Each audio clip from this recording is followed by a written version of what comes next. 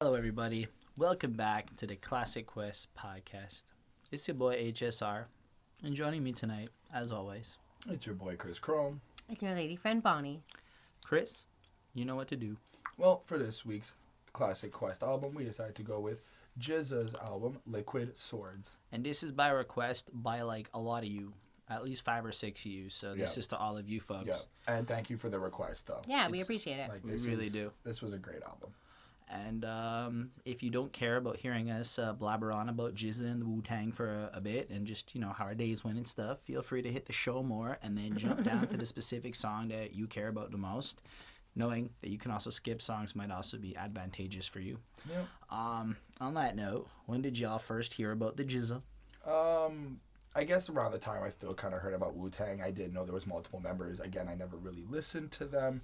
But I'd also have to say last week when we decided to do them. Yeah, pretty much the same boat. But like I remember like I think maybe he worked with like Raekwon or he was like on like some other albums. Yes. And so we've definitely encountered this name before. But I mean, I don't know. I'm still trying to figure out who's who in the Wu.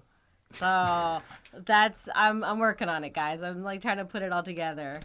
Fair enough. I've actually listened to this album once before, like a couple of years back when I got told you have to listen to this album or you can't like rap and shit. So I did, but I didn't understand it because as we've come to see, the Wu-Tang Clan's work is like you almost need to study it like a religious text to fully like wrap your head around what the fuck is being said. Yeah. Everybody's got like a different way of preaching in a sense, the way that they come about with their verses and their albums. So just take our opinions and ideas here with a bit of a grain of salt. As we learned after Raekwon, you need to listen to the album more than once. So I don't know, I've done that. And, you know, tried to analyze the lyrics a little more, getting a little more comfortable with the Wu dynamic, you know? Mm-hmm. And it's interesting, just how dense their poetry is. Like It's another... Yeah. It's so dense and complex, but it's also very descriptive of you know where what it they're is? from. Yeah, absolutely. It's so true to the craft. Like, if you look at the word count, like the unique word counts of Wu members, they're fucking insanely high compared to other rappers. And I was really, like, excited to really look into just how they describe shit on this album and just what words would be used. And the vocabulary is dense as fuck and quite delightful for me. I don't have a lot more to say about them. I don't know. I think GZA's the commander of the Wu behind the scenes. Like, as I understand it, he's one of like the generals of the Wus. Well, from what I heard, GZA is also Master Killa's son, and according to what you said a little I think he's related to RZA, either a brother or a cousin. I know this is all Googleable items, but life is life. Right. And I like it when you guys correct us. In a way, they're also still considered family. I mean, they run together, they roll together, they do what they got to do together. I'm pretty sure that very clear. Like GZA and RZA are directly family. That's what I'm remembering. But anyway. They seem. You know what I've noticed? They seem to have their partners though. Like Method Man and Redman are always like Redman's together. not in the Wu. Redman's another guy who we will get to. He's definitely not in the Wu. But they seem to be together. The Blackout. Maybe there's friends. The Blackout and the Blackout 2 are really good albums. I don't know. The Blackout 2 But they don't have to so. be in like the band, but like they can definitely be friends still. Well, they're great, man. They made some amazing music together, those two, and then they made How High. Right. So like there is a connection between them. I was just trying to get at the fact that I noticed that there's like a lot of the Wu members on their individual albums, they have like that one buddy that they consistently have all the time. Like Raekwon and Ghostface are together. GZA and RZA were together a lot on this one. Right. Well, I mean, he was like he produced most of it, right? Like yes, if not all. Yeah, I wasn't really looking at the producer credits on every song, but most of them did seem to have a RZA attached to it. Mm-hmm. And see, I don't even know if it's like RZA or RZA or it's RZA and GZA. And like it could be GZA. I mean, if you go with like the different. I mean, it's RZA. It's RZA and GZA. I've talked to enough people about the Wu-Tang Clan in my life to know that this is definitely their names. And I've seen maybe interviews. we've just been saying it wrong the entire time, and like they're just too polite to correct anybody. Are saying it right. I'm pretty sure. But maybe they're like, they okay, say it's what the fans RZA in one of the verses. He says like RZA in the verses and shit. You know, I'm just putting it out there.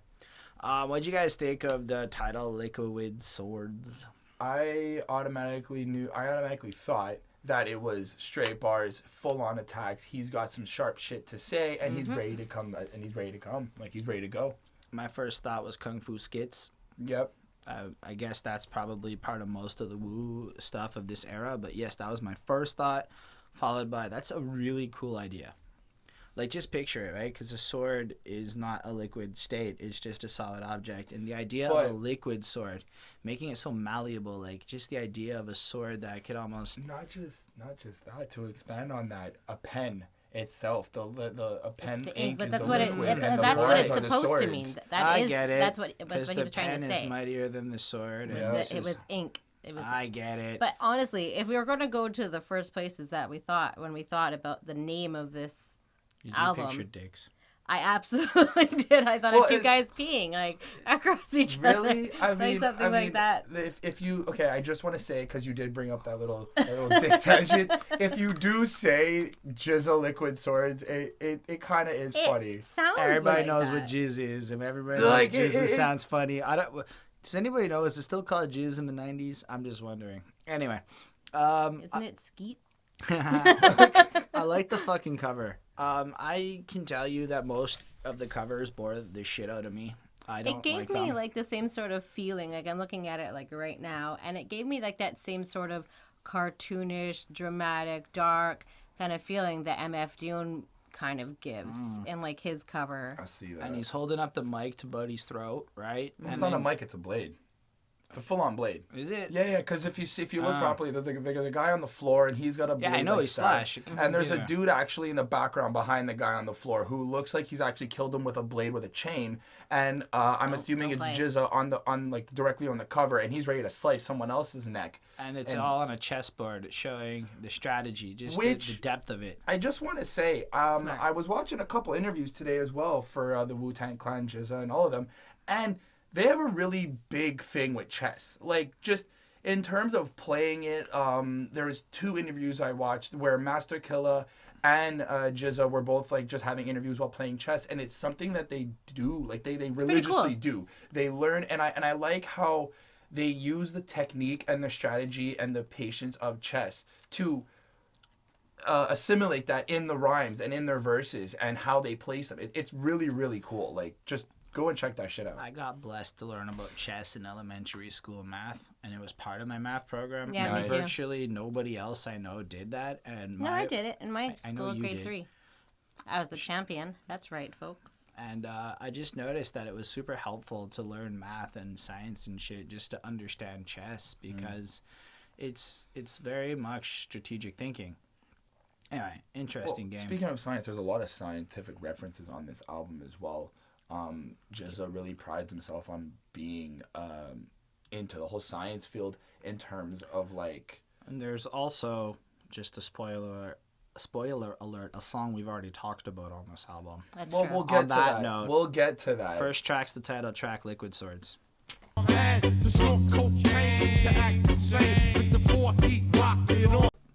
I made extra efforts to pay attention to the little skits that were interloped onto the album. Because I've come they were all excerpts from like one movie, right? There was a couple from a different movie that were like, you could tell, like, anyway. And I realized this is just almost like a way to set up the tone for this album. And you're looking at, and I wasn't sure if GZA is the kid or the Shogun's decapitator.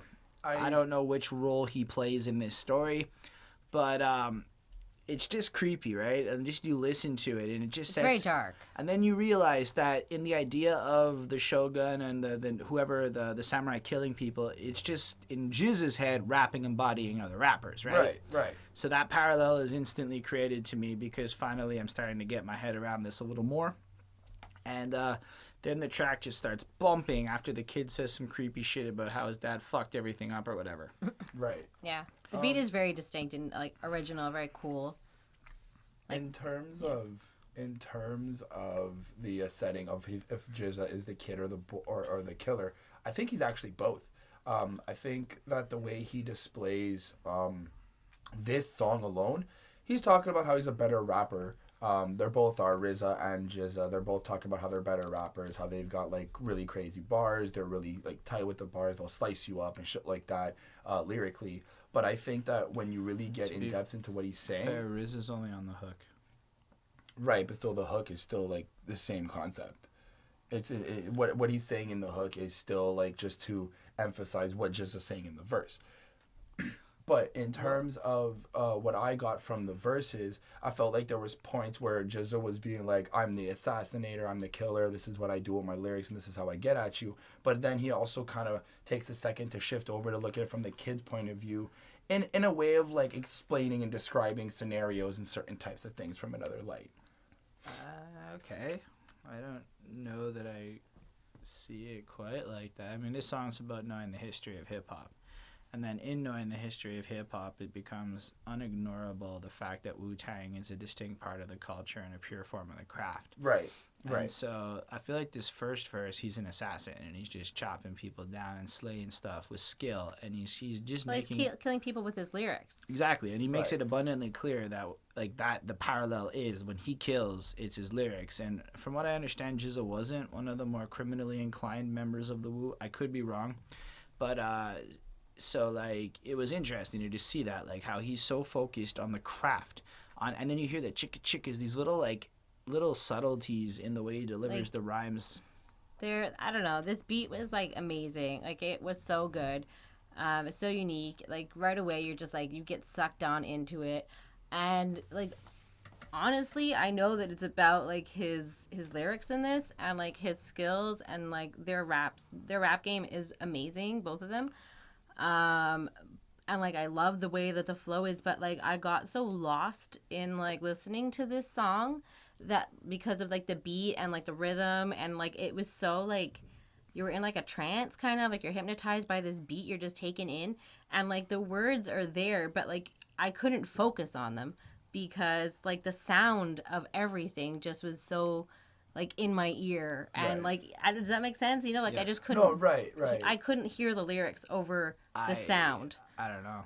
I mean, they're very clear. They're clear, but the sound does. It stood out to me. Sometimes. The beat kind of bugged me by the end. Like it's very distinct and it's very good. And if I'm in the right mood, it's hype. But yeah, I have a bit of trouble with it. I've noticed with these guys, I either really like the beat or the beat kind of bothers me a bit. Be that as it may, the raps are next level. And my favorite part of this track is like, because in the second verse, I feel like the first verse is more the come up. Mm-hmm. Okay. And the second verse is where he is now. And you can tell it's kind of shit like where he is now because he's talking about kind of more managerial shit. And my favorite part is how he ends it, where he's like, yeah, but motherfucker, you got my brand tattooed on your skin. And that's true. So many people were covered in Wu-Tang shit. I know so many people who still buy Wu-Tang sweaters today.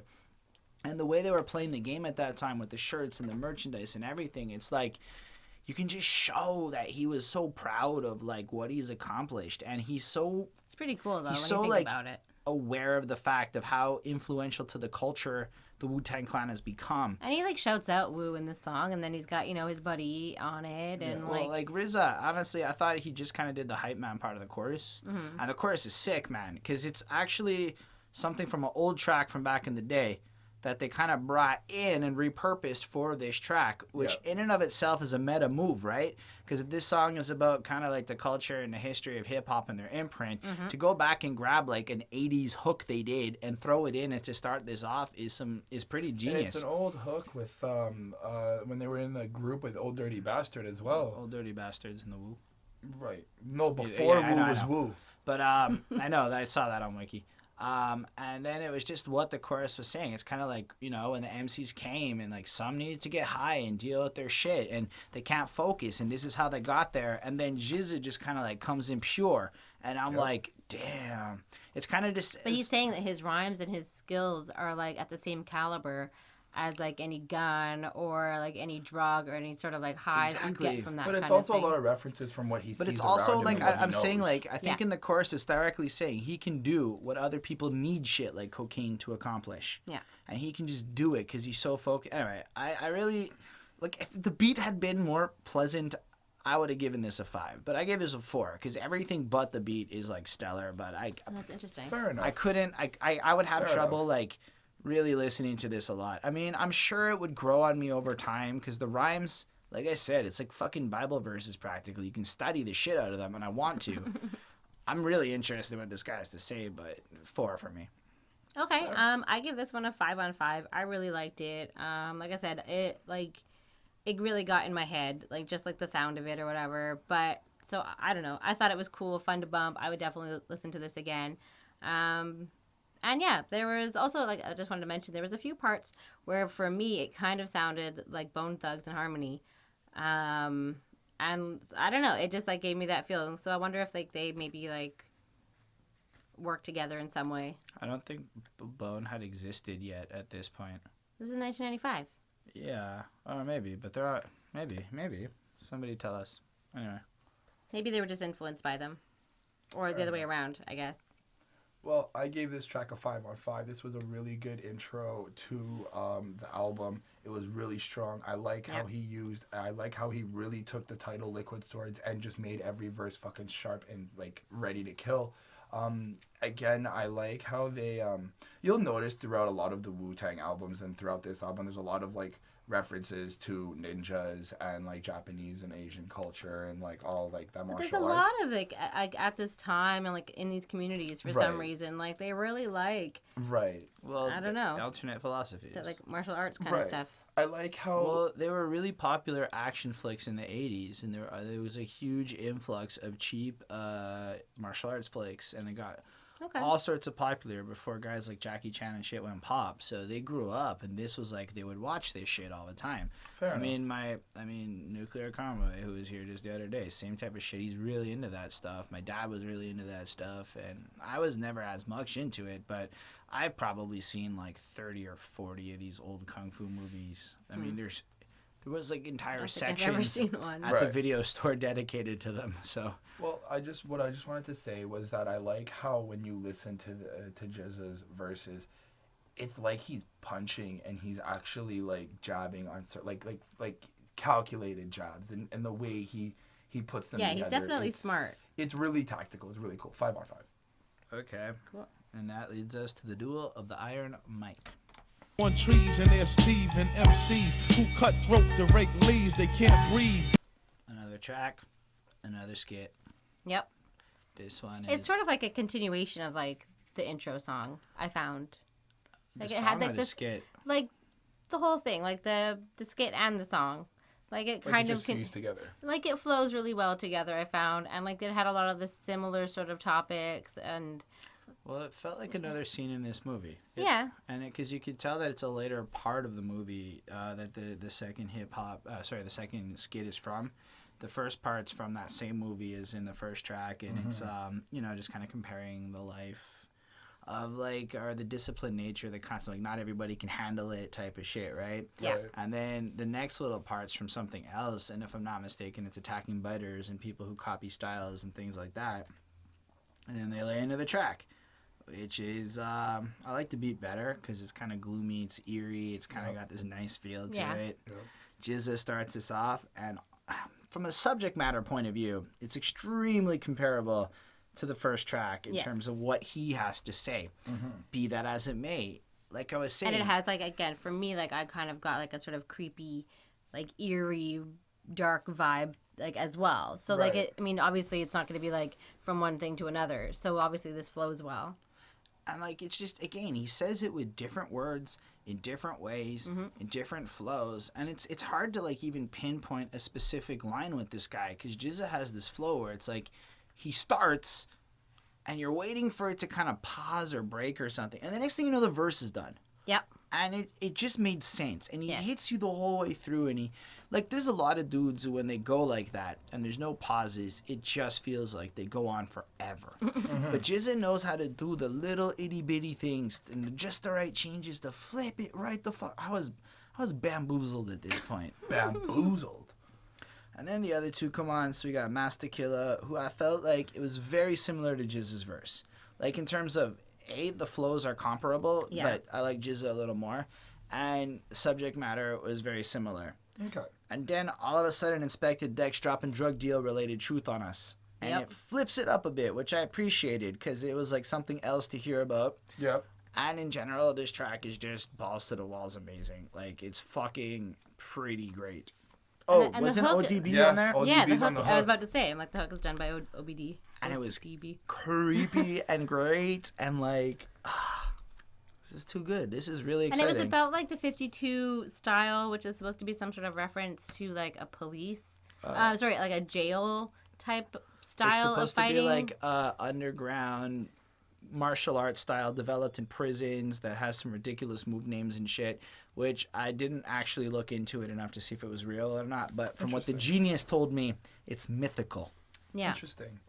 It's weird. And yeah, I mean, I look at it like, I have to admit, Deltron helped me a little bit get in the mindset for this, because you just picture the duels, you're thinking Deltron I these actually days. listened to Deltron this morning before I listened to this album, and that was a crazy twist. So, and it just kind of feels like he's not alone anymore. He's out there in the streets, and he's got his squad, per se. That's You true. know, I was waiting till somebody brought that up, because I felt like they all stand up against to one another perfectly, and they all have something to say. Now, what I caught on to, though, is that there was this feel of, like, yeah, we're a squad, but it still feels like there's competition. Like, every rapper's trying to be better than everyone else, but we have the homies. But even in between the homies, it's like we're still trying to one-up each other. And I felt like... Which is good. It keeps them on their toes. Right. Right, but I felt like he was explaining as well that just a competition sense in general, that there's always a competition in hip-hop. Yes.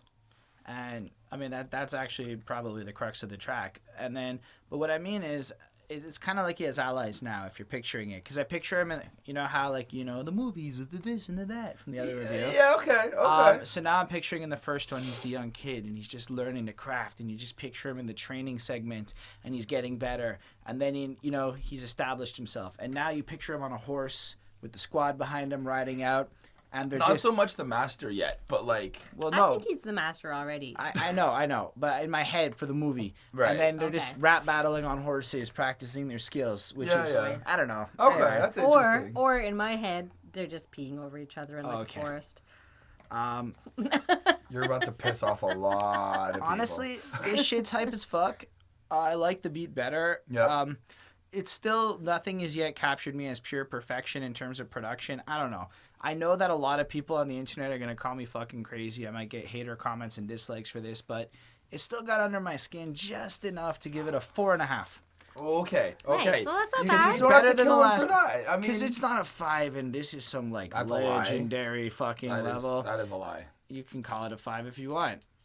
Chris calls lots of things 5. It's a 5. No, it's a straight up 5. It's hard with the skits and everything. I'm the harsh one around I here. like the skits in terms of setting up the moves and giving you the idea and the concept of where you are at that moment. I know, but like the fifth time I'm hearing it isn't necessarily as beautiful as the first time. But you know That's what? true. There is a skit, and we will get to it that I will agree with you on, and we'll talk about that. Anyway. But this one was fine. This is a 5 on 5, Holden. Just I don't agree, but that's fine. And you? I thought this song was really cool. I gave it a 4.5 on 5. I was with you on that one. That's how we do. Bloop. All right, so I guess we can say that we're Living in the world today. Yeah. Punk nigga shining like a glass jaw, yeah. Well, if you living in the So before we talk about this track, something we forgot on the last track is there's a skit near the end where it's talking about how in the pursuit of competition, the martial artists have lost sight of the craft, and that it's almost like there's a bit of a warning sign that's being thrown out that in everyone's efforts to win, to top the charts, to make the money, they're losing sight of the pure art form of what hip-hop is supposed to be. True. Which then leads us into this track. I think Duel pointed that out as well. Which is funny how that skit goes into this track, because in this track I think it's, instead of saying funny, it was planned. Yes. Sorry. It's not so coincidental. In this track, GZA's talking about how people need to start learning from him and taking his advice and doing what he does and make the movements and calculate the strategies like he does, and not just try to go like explosions and just do whatever it is you want. And it's really cool though. It does still sound a little bit I wouldn't want to say it's the same, but very similar to the last two tracks, because I've noticed that Man, this is the best one yet. right. Like, absolutely. This beat's a banger. The hook's fucking hype. I just feel like Listen, a lot Chris. of his... Father UC King.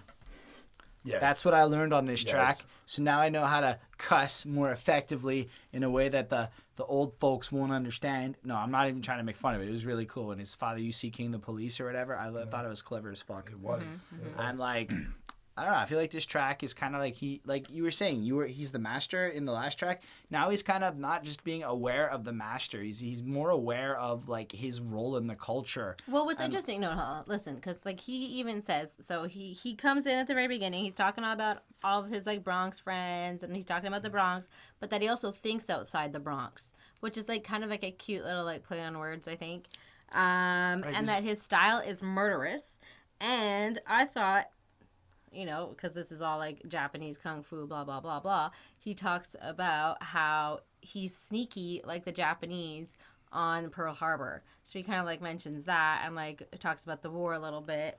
And like, I don't know. I just thought this was really cool. It had a lot of different sounds. He obviously likes to like, or like they both like enjoy like playing with like different sounds and like taking from different things. And like, you can see that throughout his album, like the whole thing is that, like that's what he's doing. And so it was a really cool sound. Again, I thought it was honestly, my favorite part of this track is when he was like, basically lame MCs hide behind a DJ. Yep. And then you think about today, it's been one of my biggest criticisms of modern hip-hop is that dudes don't know how to rap no more because a dope-ass producer will just make them sound good. And then you watch them hit play at the show, and however hyped the album might be, there are so many live performances from mainstream, top-grade paid rappers where it's the album song playing and they're not even rapping. They're just like doing ad-libs or whatever. And that's, to me, when I'm hearing something like this and you're looking at the state of like even how a performance is happening today, it's really interesting to me just to see the almost prophetic nature. Just say that you're lip syncing for your life.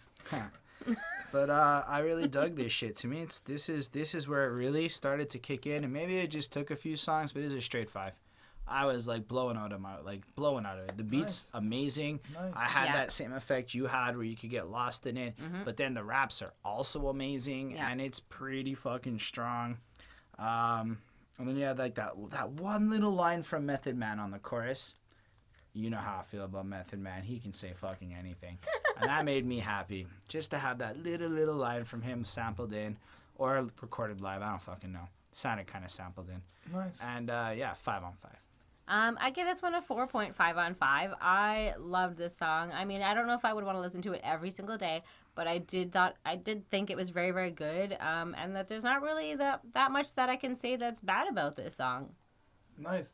I gave the song a 4 on 5. It's really produced really well. It's not a bad track. The verses are intense. I just wouldn't go directly to this song to press play, to be honest. It's not something that would carry me.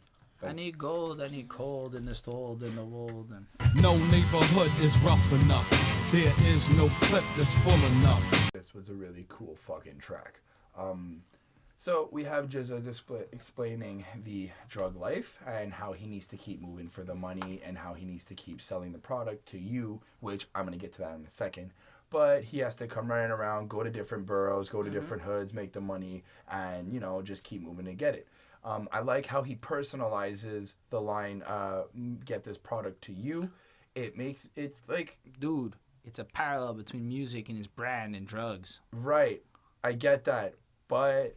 Oh, no, that's exactly what it was.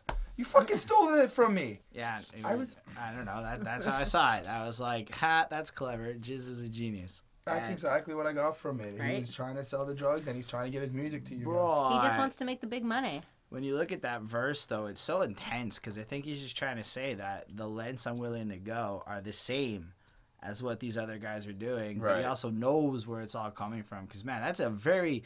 very detailed story, right? Like, what is it? He comes in, and their guys are there, so he's going to fuck them up because they were dealing on his turf or something. Yeah. And then all of a sudden, the bum was like, had a recording device on him from the cops while they were smoking a joint. So all of a sudden, the cops are at his house, and then they get jumped, but then they kill everybody that jumped them, I think. I wasn't sure. I got a little confused at that part of the story. It was definitely confusing. And then, I don't know, man. This was hype. The chorus... the chorus had this energy to it that I both love and hate at the exact same time. I love the energy and I love the message. He's basically just stating that the people who give him this money are not coming fast enough. It kind of felt weird to me. Why? I don't know. There was something about it that just felt a little bit off. I cannot put my finger on it directly, but like it kind of feels like maybe it's just the 90s sound, the griminess of it. Maybe. The second I heard this song, I was like, I don't like this already. Like I knew what? it. I knew it. I like the sound of this one. I was not.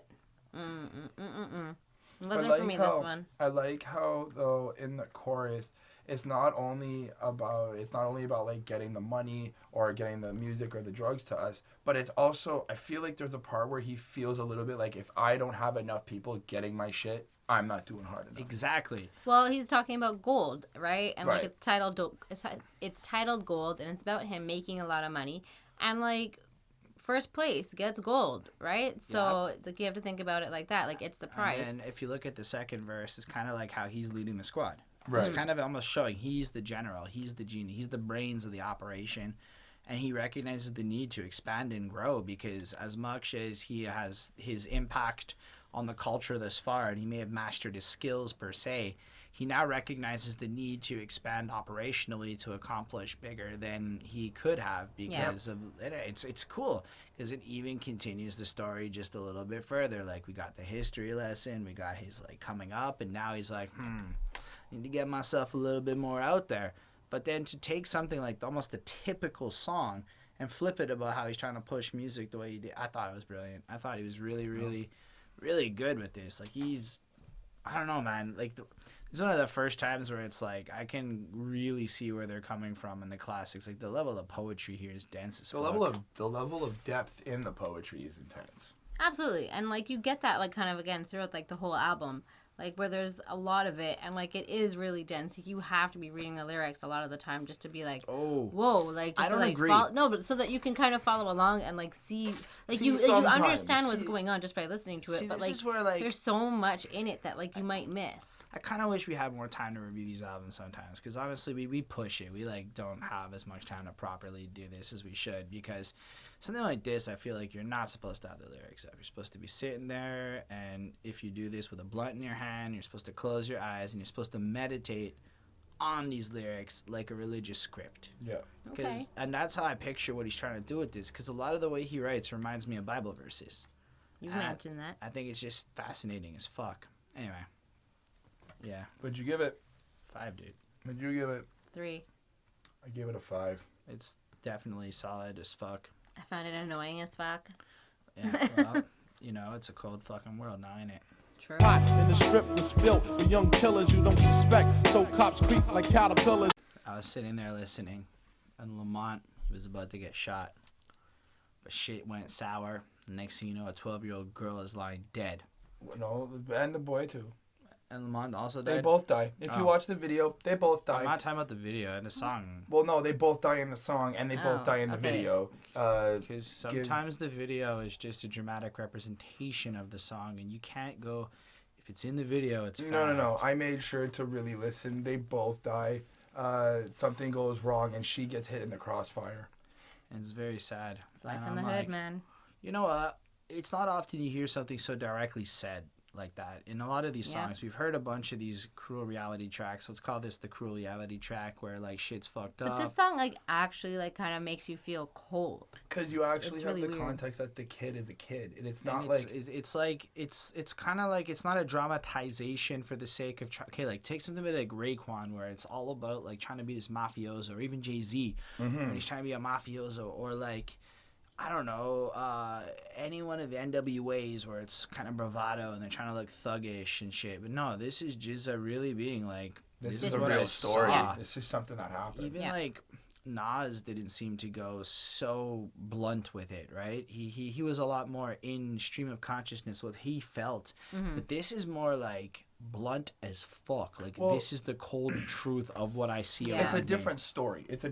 I mean, Nas had his story discussing his friend who went to jail and all that stuff, and then who got locked up and who whatever. But it wasn't. But it was a different story. You have to also understand. But like, I don't see this as a story. But this is like... Well, no, this is a story based on a kid that is dealing drugs and fucking around in the gang life and gets killed, and suddenly this girl gets killed too because, you know, they were around and shit happened. Yeah. That's part of the second verse, I believe, of the song. I don't think the whole song is about that because it's a lot of different little scenes. But like I said, the and video it's also true and the that... song aren't necessarily the exact same thing. Mm-hmm. But, like, this is where, like, you know, he's talking about, like, he's kind of at this point now where he has to, like, run from the cops, and he has to lay low now. He can't be, like... Weren't they getting investigated as a gang at one point? Like, yeah, like, legitimately. he can't be, like, walking around talking shit and, like, you know, bragging about things. Like, he does have to lay low and does have to, like, you know, duck out when he sees cops and stuff. Like, this is, like, real life, and he's talking about that. Like, that's where he's at in this point. And again, like, it's always fascinating to see that, like, these people who are, like, rich and famous and, like, you know, from, like, these, like, hood lifestyles and communities, and they stay there even after. Like, Well, I think that's fair, crazy, but, they like... stayed there. Validated. They Like, I opened get up the it, but it's Wu-Tang like- clothing store. They invested in their communities. It is. I think it's fantastic. I mean, if they do stay there, but I mean, it's crazy. this But it is, also like, draws a lot more attention This to is them. also the true definition of, like, representing your city. These guys, and not just Wu-Tang, but everybody back before hip-hop got fucked up, it was representing your city. You would stay there. Yeah, you would travel, you do your shit, but you come home and you still represent your home. Nowadays, But I feel like you would want to get out of that, or I like you would mean, have like but a it's the- target that's on your where you back. think about it. That's Think where you about it. started to get the split between the hood rappers, the real dudes, and the studio rappers, and that's a whole big Yeah, but like tangent. if they know that you're making money and like you're like mad but it's talented not- and but stuff again, like that, okay, we gotta then keep wouldn't it- people well, want to go after it's you diff- more? Yeah, but it's where do they come from? If you look at where a lot of the members of these people come from, it's crime, it's darker realities. So you're not just in the hood. You're But in you the know what hood it with is? 200 goons. You know what it is? You're in the hood with enough money to have bodyguards, to I feel have a like- squad, That's to true. have Hip-hop- protection. And like all their Guys. friends and family are there, so I feel like hip-hop for these guys is a way to, like, be legit while they're doing all this Well, shady no, shit. I mean, like, literally what they're saying is real shit they were dealing with at Yeah. the time. Right, I mean, right. I think all the rap is Wu a lot of guys the time ended the up way going, out, so they don't most have of them to do ended that up in anymore. jail. You know, like, ODB was in and out of jail nonstop. I mean, if I'm not mistaken, the Wu-Tang Clan got called a gang by the FBI. They got really investigated at one point. So, I mean, it's not just a shootout. It's the realities of this cold world that they're surrounded in. And that little shootout scene just stood out to me. yeah, because it's like the cops and them like shooting at each other. So, I mean, I feel like that says something. Yeah. I gave this one a 4 on 5. The beat wasn't as swell for me, even if the story was deep. Yeah. So it's kind of like the lyrics alone, the flow of the track. Everyone so far is a 5, but the production, everything put together in my head is a 4 for this one. Yeah, I also gave this one a 4 on 5. It really did like give you that cold feeling, like especially like during the hook, and I think at the end of the song as well. Like there was like that kind of cold sound, like of a breeze of like a cold wind that was blowing through, and like it kind of like made you feel cold, and just like the way they were describing things, and that sort of like country twang that they had going on throughout the whole thing, but it didn't really fit, and like it felt awkward, but it felt eerie at the same time, and just like everything about this was good, but it wasn't perfect. And like for me, like the end of the song kind of went on a little bit too long, but I think that it wouldn't have been the same without it. So I don't know. I gave it a 4 on 5. Fair enough. I gave it a 4 on 5 just because at the end of the song, the beat was kind of just really irritating to me. And it drags on. Yeah, it drags It is on. also and it doesn't 5.5 minutes long, which is Look, a the very... 5.5 minutes ain't so bad given the story, the context, the message. I like that he really went in depth into the time. And But the Inspectah beat Deck was itself, there it needs too. to change. We can't neglect Inspectah Deck's contributions. But I I still think that the instrumental should, change a little bit in terms of keeping the. I don't know if it should change. I feel like in this era of hip hop, if you really listen to what he's saying, an MC should be able to just take that beat and murk it. I think on purpose they keep these beats simple. Okay. They keep them repetition because it forces you as an MC to rap that much harder to actually make the song full, right? And if you really listen to but it also kind of, for me, like I said, like it wouldn't have been the same without it if it didn't have that long bit at the end, because it almost feels like the record was skipping. Right. And that somebody had just like walked away, some shit had just gone down, and all that was left playing was like this record that was like on repeat, kind of. So it kind of gave you like that. The imagery is good. Yeah, like it's great. So that's what I mean. Like it wasn't great to listen to, but like it wouldn't have been the same without it. Paints a picture. Yes. It's very artistic. Yeah. Whereas Chris would like to say it's very creative. Very creative. Here's another label that Chris will use. Ew. You couldn't hurt a beat. That's like going to Venus driving the Mercury. The capital of this. Tommy ain't my motherfucking boy. Anyway. You gotta read the labels or you might get poisoned. Yeah, that was gonna be what I wanted to open with. See, you snoozy lose. Bonnie steal shit too. I think this is really a pretty clear and fun song because it's kind of like playing on the idea of reading the label on a package before you sign your fucking record deal. Yep. And giving the number of artists that have been fucked, but still Don't to get this screwed day, over by your record and still label. 22 fucking years later, people are so blindly trying to get a fucking label and to get signed, even though nowadays it's you can do most of what a label can do unless they're fucking huge. I'm like, these guys are like still chasing it blindly, and it just is just like, well, you know, I got fucked by this label, and here's a lot of fun wordplay taking shots at every label. Yeah. And I saw a fun fact: 85% of the labels he mentions in this song do not exist anymore. Ooh, interesting. Okay, I didn't know that. A couple do. I think Tommy Boy Records is still around. Yeah. But like, I know he was on Jeffin at the time, so that's why Never heard of Jeffin them. got like the shout out. But it is just fascinating to me that this song basically outlasted most of these record labels in terms of popularity and power. I think that's the point of the song, though. He's also saying, like, you don't need a fucking record label to do what we're doing now. To do this type of... I think it's more, you shouldn't rely on the label as your be-all, end-all. It's saying if you study the craft and you do this, the right thing's going to kind of come to you if you think about it. So I look at this like, he's saying don't cut corners. You can't cut corners. You go sign that contract and it's going to fuck you if you don't know what you're doing. But if you're a G about it, if you really understand kind of like what you're supposed to be doing, then you can make an educated choice and end up like on a good one, like plug my record label. Right? Well, I don't know. For me, like this one, it was not my favorite. It wasn't very nice. I mean, he's basically like naming names and like kind of... But like label names and shit. Yeah, but like, I don't know. For me, it wasn't... Bonnie's just like, don't be a snitch. It wasn't polite. I thought it was clever. It was clever, but it wasn't polite. But I keep gave in this mind one... that these labels weren't polite first in a lot of cases. Look, I feel like understand. at the same time, there's also needs to be that label song. I mean, a lot of rappers have made their own type of individual track dissing all the labels That's and fair. talking about how they got fucked You know over what? and shit. Not enough rappers have made that track. Not enough. Fair. I'll agree with you. But I do. I don't think this is a very powerful song, though.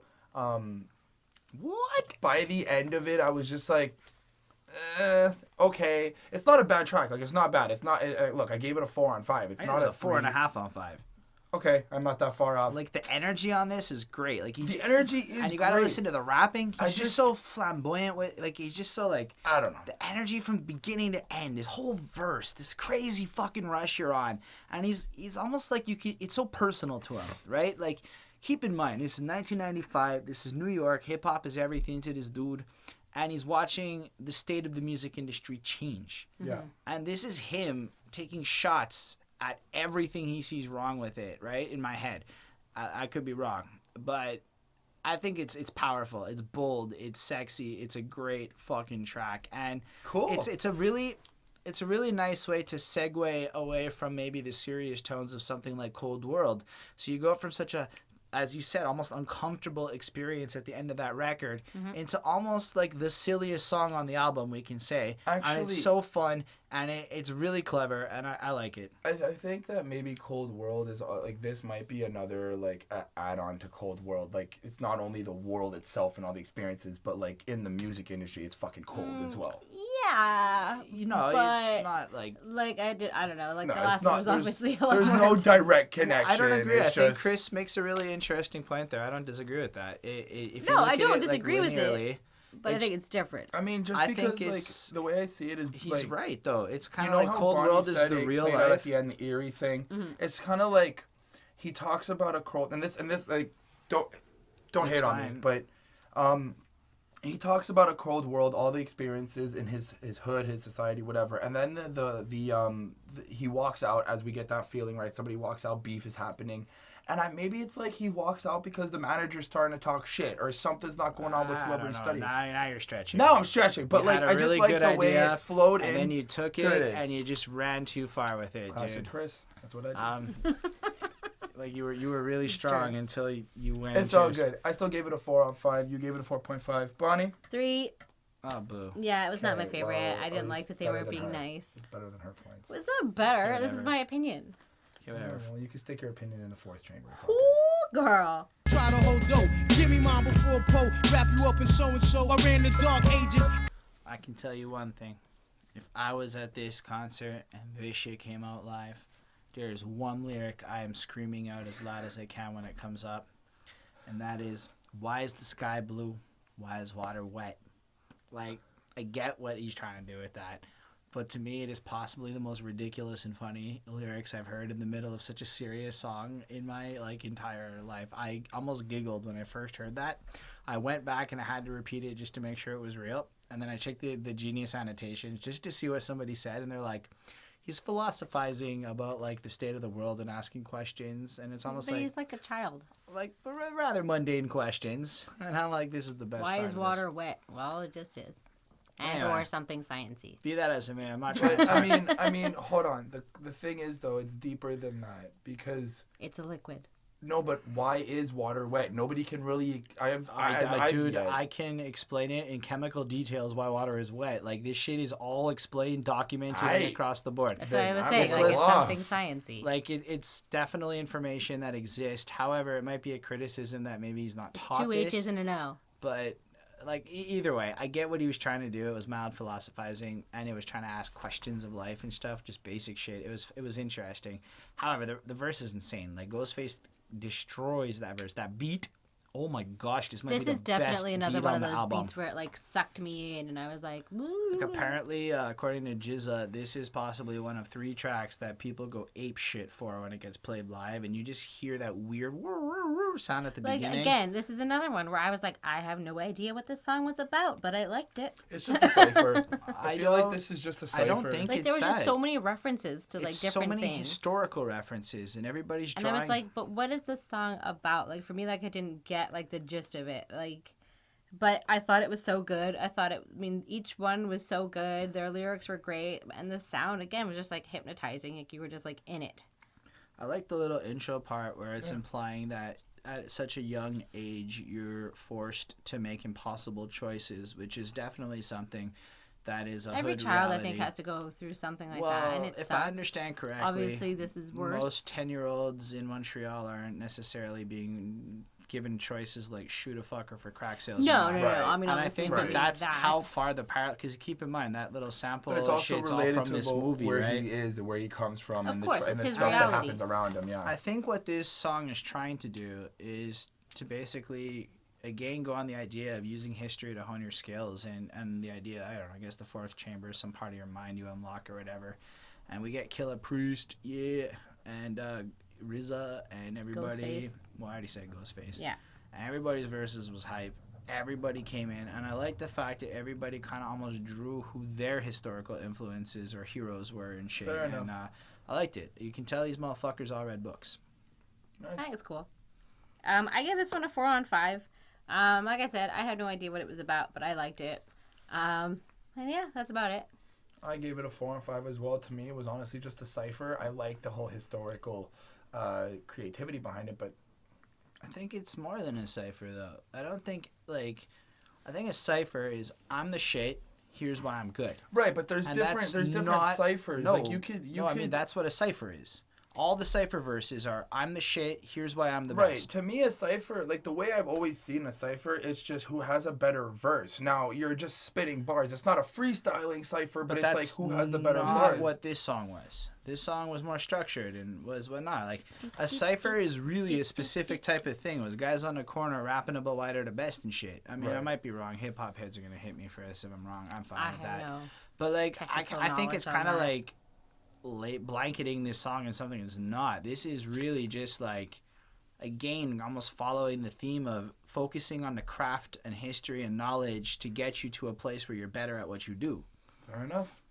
I gave this a 4 on 5 though. So. It's a 5. This is pure perfect. I'll have to listen to it again. This beat is amazing. The raps are like, listen, Ghostface Killa's verse is literally like one of the most insane things I heard on my side. I mean, I may have made fun of those 2 lines because they're funny, but they're funny in the middle of this insane verse. Right. And so it's just curveballs. All of it is really good. I think this may be one of my favorite tracks off this album. Nice. I wasn't really listening to it on Spotify, but I could plus this, and I will go back and plus this shit.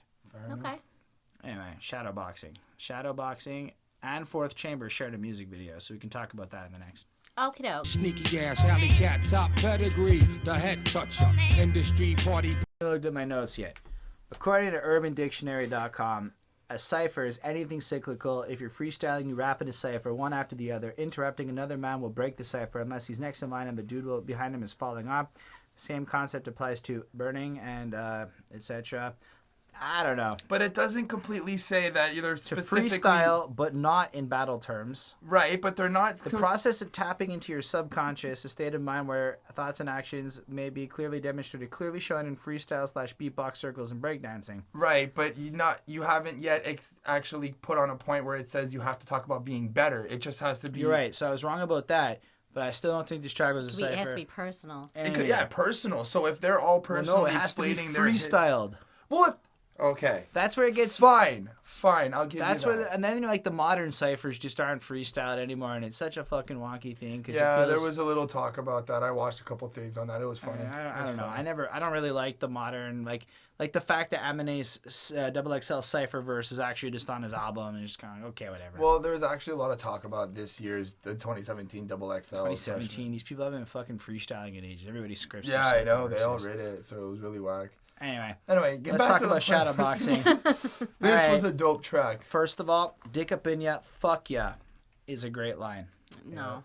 It is amazing Yeah. how he did it. Because it's not just like, fuck you, it's dick up in you, fuck ya. And like, you just see Meth come in here, and it's... Oh, yeah, Method Man is on this one. He's my favorite Wu guy. I don't know if he's the most talented, but there's something about the way that Method Man delivers lines and the way he comes in with his voice. And He's got... like, he's the one that scares the shit You know out what of he me reminds the me of, absolute Beware? most. He reminds me of a more thuggish, laid-back Snoop Dogg. Like, Snoop Dogg has this, like, laid-back type of flow, whatever. Laid And I back. feel like Method Man has the same type of flow, but he just sounds more I think gangster. like Method Man sounds like a version of GZA that will kill you. Ooh. Cause like okay. I don't know, man. I love this song. It's kind of more the same idea to me in terms of content. So I don't really know what else to say. They're flexing their styles. They're dropping their shit amazingly. They have like, the skill of the this Shaolin. beat is so fucking good. Yeah. This both of them sound so fucking good together. Honestly, at this point, I am like, I noticed the first couple of tracks. It took me a little bit to get in. At this point we're past the halfway point of the album. Yeah. And this is where a lot of albums start to fall. And I feel like this one just took a step in the right direction to go even better with it. I really like this track, as you could probably tell. This is a clear and distinct 5 to me. Like, there's no other grade this could be. And the video kind of takes Fourth Chamber and Shadowboxing and splices them together. They go through some scenes, and I think the purpose of that is to get as many Woo buddies up in the video Oh, at yeah. once. And it's really... The other videos I didn't care about. I'm not really big They're on all videos. honestly, they're all typically the same. There's a I lot did of notice like, army that clothing, it's a a lot, lot of like, of gangster, a lot of short shots in the other videos, but this one was a little more like played out. And Method Man is like in the army hat and everything. And but yeah, it's fun. It's a really great experience, and I would love to see both Fourth Chamber and Shadowboxing live before I die now. Okay. Nice. I don't know. This one was all right for me. Like, it was about like them sort of bragging about how good they are and how untouchable they are with their rhymes.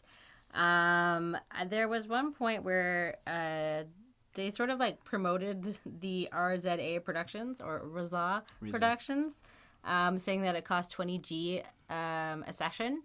So like you were getting a good quality like you know, you were paying for what you were getting. Well, you could clearly hear that on like every song. Yeah, Right. but I mean, I thought it was interesting that the way that they were kind of shouting it out and like even like saying like their price point. Like I don't know, it's an interesting promo for A lot it. of rappers do that. Well, they shout out their production don't team, but think I a haven't lot seen. Well, of like rap- no, I've heard I a lot think of rappers literally claim I've like how heard much it 2 costs. Chainz do it in a verse 2 once. Chainz did it. Yes, that was one reference. And I but I've can't heard think of rappers, many like, others who do it in a verse. Not they. And that's what's interesting. I've heard rappers do it in a verse, alluding to like you need X amount of money for a feature. You need X amount of No, money but really, to book me. I'm saying, like I've heard like- Wiz Khalifa do it. I've heard Juicy J do it. Okay. Game, but this is a tiny percentage of rappers. Well, Most rappers actually don't do that, is what I would say.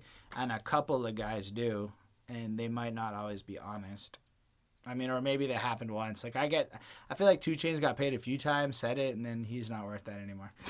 Yeah, probably. But sorry, 2 Chainz.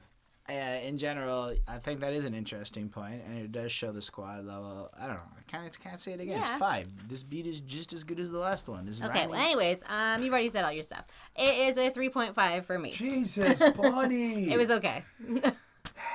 It's a 5-on-5. That's it. Like it's pure out. It's fucking good. It's powerful. It gets you in a mood. It gets you to want to like.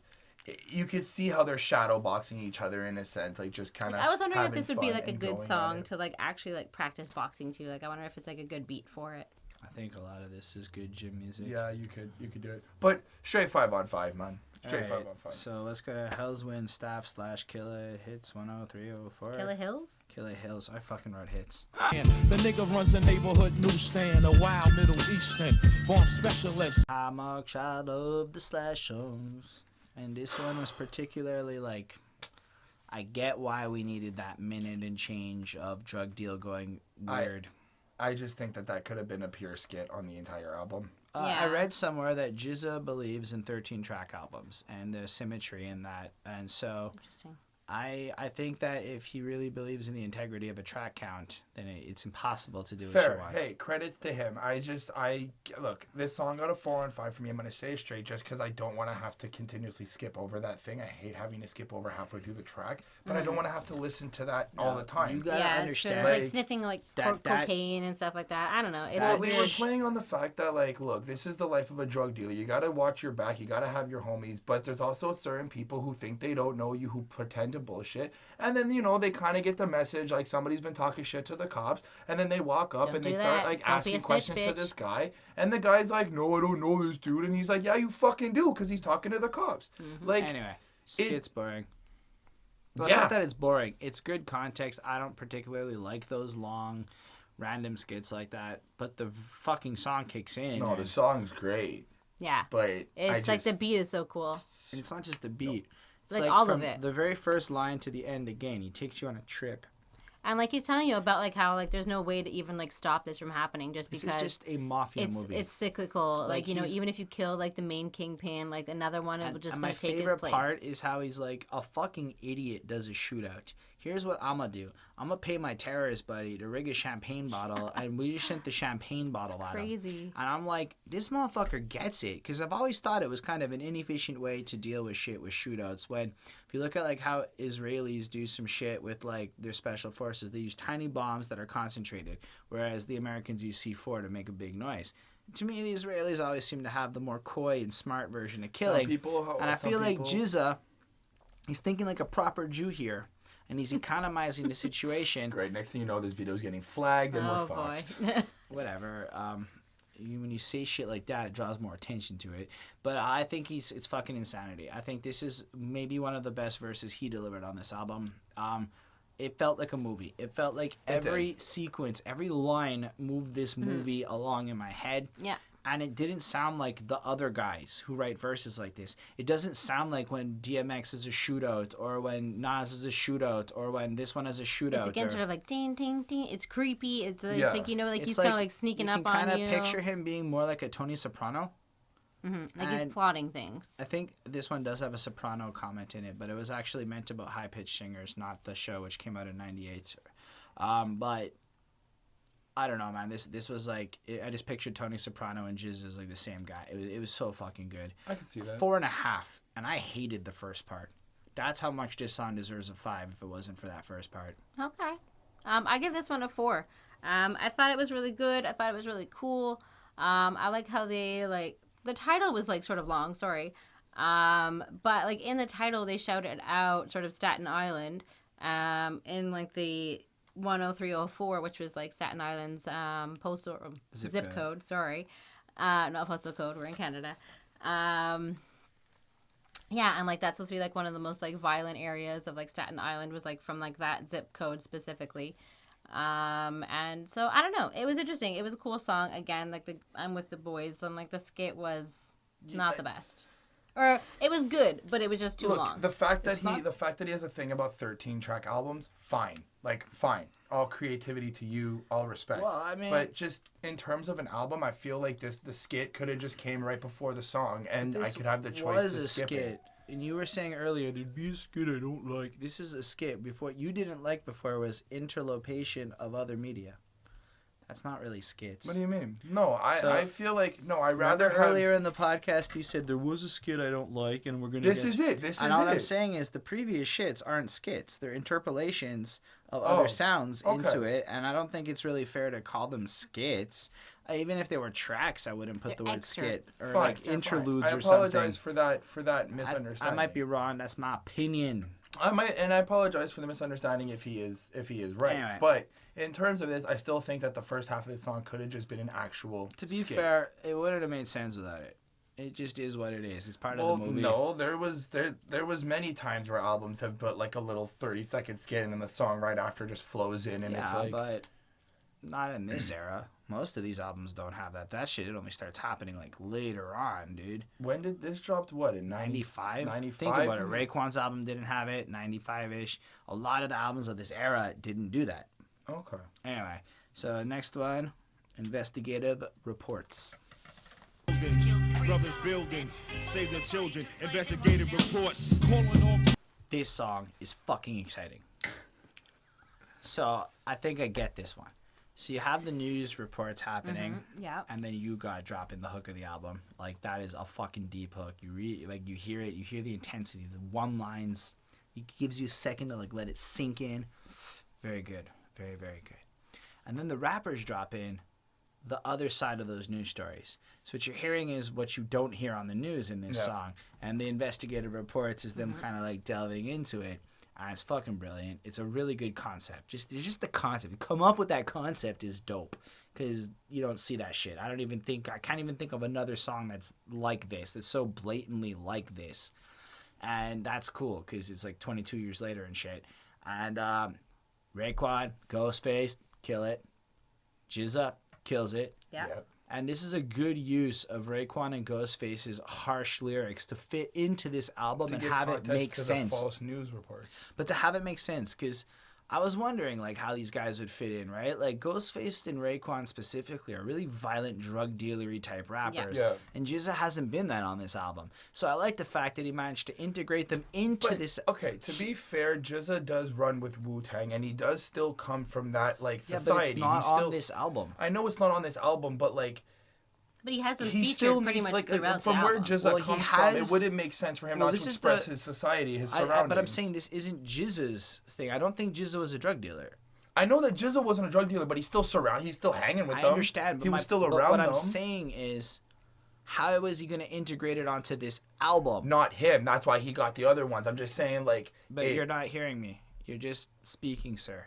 What I'm saying is this was the twist that he got to be able to let them drop their organic verses as they are. Because those sound like they could have been on that Raekwon Ghostface album. Fair. It sounds like them doing their thing. And he got an opportunity to let them do their thing on his album in a way that makes sense for the album. And that's some brilliant shit, considering the contrast. Because even Ghostface's other verse was still a little more pensive and a little less gangbanging drug dealer. Wasn't it him? It's the news. I think it's the news reporters that are talking about the Battle of Brooklyn, and they kind of tie that into what's happening at that moment. This is what's still happening in Brooklyn. Right. There's still fights and battles being fought, and is it just about drugs, or is it battle raps as well? So there's two different kind of plays on the word as well. I thought that was kind of cool. I definitely think that. I think this whole song's fantastic. This song's an amazing song. I had a 4.5 on 5. Really? It takes a minute to get going. Like it doesn't just like start. It like builds up, and it's got a lot of the news skits and stuff, which from an artistic front is mad dope. But from an actually listening to it over and over again front, it's kind of annoying. So it's like I like this song a lot. I like the verses a lot, but from like a perfection point of view, the way the mixing between You God and those little news verses is, they kind of overlap a bit, and it's cool. I don't know. It just didn't feel as perfect as it would have been. I don't know. I don't even know how to make it different. It's pretty fucking solid. Nice. I give this one a 3 out of 5. I thought it was good, but I didn't really find like the story to be like that original, or like what was happening. Like, I don't know. For me, like, this has kind of happened with other, not like the way it's put together or anything, but just like, I don't know, like that hood life. It was again, oh, we're selling drugs, oh, the trouble we're in, blah blah blah blah blah, the trouble, and like behind the scenes, and like even like what like the white people are talking about on the news, and versus like what's happening in like the hood for real. I haven't heard that before this. No, really, to like this I comparison. think she's taking it. If I understand it, I think she's taking it as like, this is another drug dealing song. Like, to you, it sounds like another song where they're drug dealing, killing, and stuff like that. Yeah. But in terms of, and I see that, like, I could see that where you get that. But I think from what Holden was saying as well, given the contrast of this entire album, this is like showing the difference. I don't think it was as shallow as a lot of them. It wasn't about glorification. It was about journalism. No, not glorification. It was about like reflecting. Whereas something like Only Built for Cuban Links is highly about the acquisition, the wealth, the lifestyle. Anyway, it's interesting. I don't know. So, Swordsman is next. Split poles up black cats once in a while. Threw salt over my back, but with knowledge. I'm gonna take a quick stab at what I kind of understand 5%ers are, because to me this song is like GZA is saying, and Killah Priest is here, and they're kind of like, we used to think this way, and now we're 5%ers, and they're trying to like present their philosophy in, and this is where 90% of the world's or 85 or 90% of the world's an idiot. And then of the 10% who gets it, 5% want to do good with it, and 5% want to do evil with it. And I actually, in and of myself, came to a similar conclusion along the way. So I think there's a lot of validity to that. I use my sheep, shepherd, and like wolf parable, but it's the same idea where like most people are sheep, but then there are wolves, and all we ever hear about is the wolves. But these guys are kind of saying, I want to be the shepherds. And I think that's really interesting. Gather everyone around. But then it goes even further is it talks about the man of God. And like they blow off the political labels of religion and activism and these different things, because to them it's almost like they're just labels. They're meaningless things that you attach to, and you get lost in the indoctrination of them. What they're focused on is the truth and the meditation and like finding out what the real answers are. They say, like, don't believe everything you hear. Like, you know, educate yourself. Like, dig in. Like, figure it out. Like, if you have questions, ask them. Like, we all need to like stop taking things from firsthand and actually dive into really getting to the truth. And the hook is beautiful. It's really, really great. I think this might be, I know I said earlier, this might be tied for like my favorite track on this album. It's really great. It touches into the spirituality and politics of life, and it's weird. Like when you can find something that you philosophically agree with in the middle of a Wu-Tang Clan album. I guess you're supposed to. But like when I, from a Montreal dude who's never sold drugs and shit, can find that in the middle of this, it's cool. Not to be fair, GZA and Killah Priest are kind of more on the philosophy, spiritual side of things. Fair enough. As we've seen, so it makes more sense. I'd relate to them. But yeah. I genuinely was blown away by the wisdom and the power of this track. GZA does a really good job on explaining, like, look, there's certain ways to achieve and there's certain ways to succeed, and to do that, you also need to have the proper knowledge. And you need to inform yourself, and that's what this song is about: is informing yourself. He didn't get to where he is. But to focus on the truth, right? Because there's a lot of ways to inform. But you can't focus on the truth without informing yourself, though. But you can inform yourself and lose sight of the truth, and that's why I think he brings up stuff like religion. And at the time, being a black activist, even if you look at Queen Latifah and her crew, they were all about the black power and stuff. And you look around, and he's seeing all these people trying to become enlightened, but ignoring the truth with these clauses. And I think it's about the dangers, because like I saw it in religion growing up, how religion will tell you what the right thing is, but poison the well so that you don't actually get the truth. You get an indoctrination. Fair and enough. I feel like this song is to be the swordsman, is to like. But I think that you can kind of see that, like in like what he's talking about, and like kind of in different songs a little bit, that he's kind of lost a bit of the hope of what religion has done for him, but like he wants to reconnect, but in a different way. And I think, like, if we take the idea of liquid swords and everything we've covered so far, this is him saying this is the ultimate swordsman, is the man who knows the truth. 5 on 5. Like, it's perfect. Yeah. 5 on 5. 3 on 5. Jesus, Bonnie. Bonnie's like, we're now 11 this tracks one was so into the album. boring. I mean, it was fine. It was good, but it was boring. I wasn't captivated at all by this one. Bonnie doesn't want to find the truth. She Boring. doesn't want to get the knowledge. Because and I the already know it wisdom. all. Right. Boring. Just saying. If you knew it all, you know that this song was not boring. I know it's boring, therefore it's the truth. Oh, fuck. You know what, Bonnie? For once, I just don't got your back. That's okay. What is the meaning of crime? Is it criminals robbing innocent motherfuckers every time? This had a video, and it was a single, and I don't remember anything from the video because, try as I might, these 90s videos do not leave imprints on me. There's not much from the video. It's just another song talking about how, like, look, we're family, I got your back, but if I got your back, you gotta make sure what the fuck, you know what the fuck you're doing. Yeah. I think it's saying that, like, people are blind. They like, hey, like, because listen to the chorus. Right. You got your back, but you need to watch your fucking front. That's what I was trying to explain. That is literally what he just I got said. your Yes. I got your back, but you need to know what you're doing when you're moving forward. You fit like I might have your back, and I'm watching Okay. what's behind you, and I got all You like. said you don't have my back for that last song, so I'm gonna say I've got his back for this Okay, time. Hey. Just saying. Yeah, and then he kind of like goes into a lot of where he comes from, his youth, the violence, And that he's he can't seen. escape the violence. That there's just this is his life. Right, and like he gets really like I think it's interesting. He comes from Brooklyn. I don't know. He does all this stuff. Goes through the track. I don't know. I gave it a 4.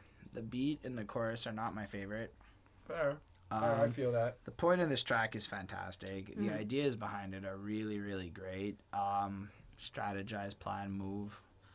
I know this might sound kind of lazy and lost, but at this point, I was like, there's not a lot of new here for me, except for the general main philosophy of this song. The rhymes are good. Everything's okay. And, yeah, I guess this is the end of GZA on this album, so it was good to have him while we had him. Yeah. I also gave this song a 4 on 5. It was cool. It was hype. It reminded you to like, look, you gotta watch out for people, but you gotta keep focused on what you're doing while moving forward. And in a way, it's also kind of like being like, listen, don't forget to remind your buddies or your homies to, make sure you're on the right track. Because I'm over here watching you, but you gotta watch yourself. Yeah. This is definitely that. That, and he's talking again about like having to like duck away from the cops, and like they have to like watch their back like from the cops, and like so maybe like that's why like maybe they are doing illegal things, and that's kind of what they're mentioning. And maybe someone's going and doing something, and literally at the time someone is like watching his back to make sure the cops aren't showing up, right? So it sounds like there's illegal shenanigans happening, and yeah, that's unfortunately or fortunately for them, I don't know if they like it or not. That's their life, and that's where they grew up and what they know. And at the end, you kind of have like that another like movie quote or excerpt, and it's like of the guy like slowly like dying his last breath, and he's just like, Oh, it's amazing. It's because it presents an irony, right? it just keeps It's like, going. I always wanted to see this move in action and to hear the sound of it against my neck, and never did I think it would be my own neck. And I can picture these movies, man. I didn't Yeah. get that, unfortunately. Oh, it was I didn't clever. get to hear that. It's only on the long play version. Because someone wasn't watching his back. Well, that's true, but it was really good. It was an interesting way to end it, right? It shows how it's just fuck that little last skit makes me just consider life's ironies like that. Like that is an ironic way to fucking die, and I think I don't know if this counts as the end of the album or not because. Well, no, because he said 13, right? And so Well- it wasn't that B.I.B.L.E wasn't written for this album. It seemed like it sort of was written in collaboration, and then they just kind of took it. think And were like, that- we're both I going to think put it that on our there's album. more I to think it. that given that Killah Priest Heavy Mental, okay, let's just fuck it. The next track's B.I.B.L.E. After they heard this, they wallowed on the floor, but I ignored and explored my history. Basic instructions before leaving Earth. Mm-hmm. Honestly, Another like religious kind of song. I fucking liked Killah Priest Heavy Mental album, and we reviewed that before we reviewed this, and this was on that. Yeah. And I double checked it. It's like the exact same fucking song. I checked the lyrics. I checked everything. And I'm like, nope, this is the I just same listened to fucking it, track. and I was like, I knew this song. Yeah. And I was really excited because this was one of my favorite tracks off of that album. So I got to look at it again, and I think I like it even more now. And it kind of feels really similar to the last track Killah Priest was on in terms of like content, the Swordsman, where it's his look at how religion has misled people. Okay. And how he used to kind of believe in it, but then he actually went and read the Bible, and he actually went and did his own homework, and he actually went and looked into all this shit. Exactly what he's preaching, right? Like, know your stuff. And in self-discovery, he kind of found the truth, but like he attacks faith and religion in a really several clear and direct ways, which I appreciated.